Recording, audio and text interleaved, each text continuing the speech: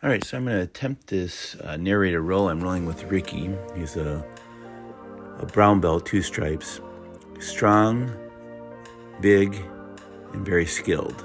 So with bigger guys, I tend to like to play a double sleeve kind of open guard. And a couple of the guards I like to either go to are pull them into closed guard. I'll either play with a lasso spider or a De La Riva sit-up guard kind of play. So right now, he's got a really good defensive crouch, and he's keeping his elbows closer so I can't pull it in. So he's starting to stack me, so I got to push him back a little bit, kind of hoping he'd go down to his knees so I could play like some lapel wraps. But I'm going to throw my lasso in, and I have a spider hook on his bicep here. What I want to do is I want him to kind of come down, but he removed my spider hook, and now he does kind of like an X guard pass.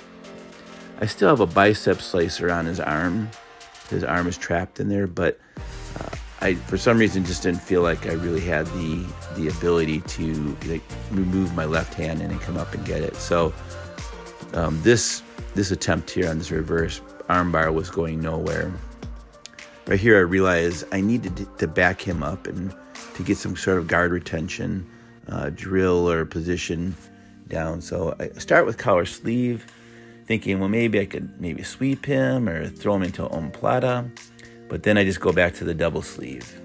And here what I'm going to do is I put the foot on the bicep. I should have went a little bit faster, but he's sitting back, so it was kind of tough. I pulled him, he pulled back a little bit, and I couldn't get that triangle.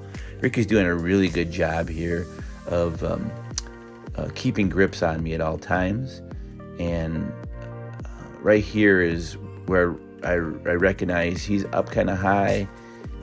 He's really controlling my feet. So what I'm gonna do is kind of is to do a collar drag. You can see he's really leaning forward, really pressuring into me. I try a little one of those little sweeps where you put the hand across his belly, grab the belt, and kind of roll underneath him, but it didn't work. So here I'm gonna do a collar drag.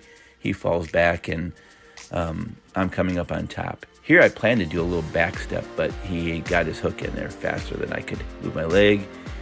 He knocks me down to the ground. Right now he needs to come up to get those points for that sweep, so he decides he's going to go for a little foot shootout here, maybe try to get a straight ankle on me. I'm sitting back and just kind of removing my knee, moving that foot. I have my left foot in there so he can't come up. He again puts that hook back in. I put that off, lean over the side, and now he comes up. And at this point, I need to knock him back down, otherwise he would get points for that sweep. And we have to reset. We run into the people behind him, and hopefully he didn't get hit in the head. So we reset. And now he feeds that lapel. I felt them feed that lapel, and when they do that, he's going to work for some sort of choke, like an X choke or whatever. But when he slid his right hand in on the other side of my neck, I knew he was going for a baseball choke. He takes his right leg and drops it off, basically trying to bait me into going around him. And I try to close it so he can't take the hook out. I'll take my right hand and put it on his bicep and then try to back out of it so he can't get that choke on me. I don't want to be caught in a baseball choke from here. So doesn't work. I'm going to reestablish here. I'm going to grab his foot right here. I'm going to overhook his foot, and I fall back. Instead of passing his guard and working the top, I decide I'm going to fall back, keep my knee up so he can't shoot a triangle, sweep knee or anything right here. I fall back for a straight ankle, but he's got a really good boot on. And I fell to the side. He gets back up, and I leave my foot up a little too high, and this is where the problem comes into.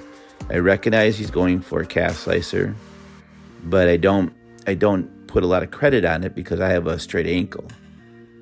But as soon as he puts his left foot up on my hip, I know I better tap. I don't want my knee exploding. So that was that was a lesson learned. I've been in those positions with the calf slicer with Ricky before, so I just thought I had a straight ankle, and I thought I would try to get that, but he had a really good boot, so I should have addressed the when you're playing those footlock games or those kind of positions, it's either you're going to defend and go for the submission or go for the submission. And it's hard to do both at the same time. So, all right.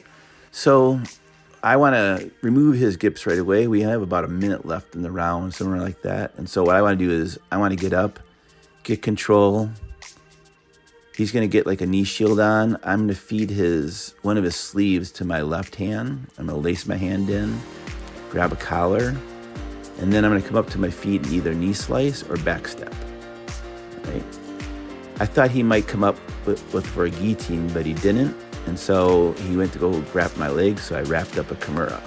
Right now I'm just waiting to see if he comes up to his knees or if he stays on his side.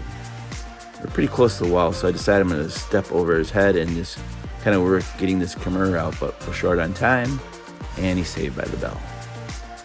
So thanks very much. Have a good night.